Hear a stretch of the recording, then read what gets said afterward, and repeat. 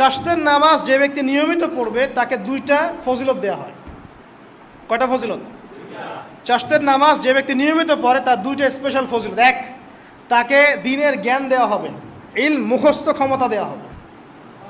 আপনি হিফজ ক্ষমতা বেড়ে যাবে, কোরআন সুন্নাহ মুখস্থ রাখতে পারবেন ভালো ইনশাআল্লাহ, আল্লাহর পক্ষ থেকে বুঝ দেওয়া হবে।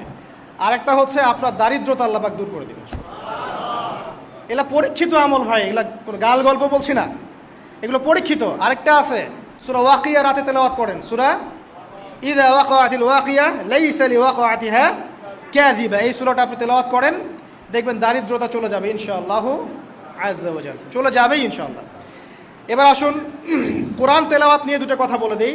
কিছু কিছু সূরার কিছু কিছু অংশ মুখস্থ করে ফেলার চেষ্টা করেন। প্রত্যেক দিন এই অংশটুকু আপনি নিজে তেলাওয়াত করবেন। ফর এক্সাম্পল, সূরা বাকারার প্রথম 5টা আয়াত, তারপরে আয়াতুল কুরসি 255 নম্বর আয়াত,